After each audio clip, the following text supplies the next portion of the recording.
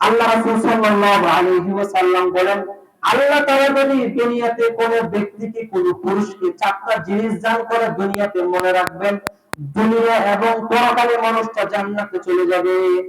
এক নাম্বার, কলবান শাকিরা, এমন একটা কলব, এমন একটা অন্তর যে কলব সবসময় আল্লাহ তাআলার শুকরিয়া আদায় করে।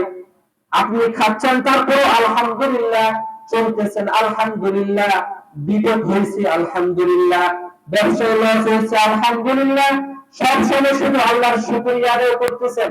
আপনি কোথাও গেছেন, একটু কম খাইছেন, তাও আলহামদুলিল্লাহ, হাঁটতেছেন আলহামদুলিল্লাহ, আপনাকে আল্লাহ তাআলা গরীব বানাইছেন, তাও আলহামদুলিল্লাহ, সব সময় আল্লাহ তাআলার শুকরিয়া আদায় করতেছেন।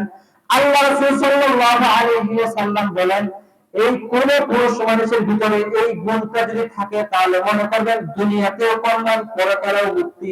সুবহানাল্লাহ।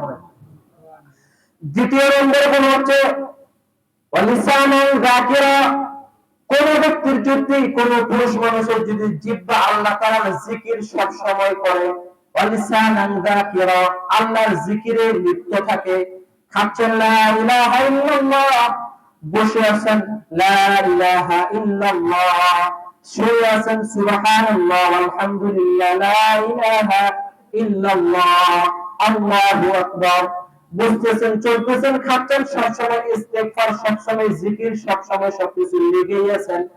এই হলো 2 নম্বর। 3 নম্বর, কোন ব্যক্তিকে যদি আল্লাহ তাআলা বিপদ আপদে সে যেন ধৈর্য ধারণ করে, এমন, এটা 3। 4 নম্বর, এমন একটা স্ত্রী কোন পুরুষ মানুষকে যদি দেয়, সে নিজের সম্পর্কে হেফাজত করবে, তার স্বামীর সম্পর্কে হেফাজত করবে। এইরকম কোন ব্যক্তিকে যদি আল্লাহ তাআলা 4টা নিয়ামত দান করে, মনে করবেন দুনিয়াতেও ব্যক্তিটা কল্যাণ, পরকালেও মৃত্যুর পরে মুক্তি।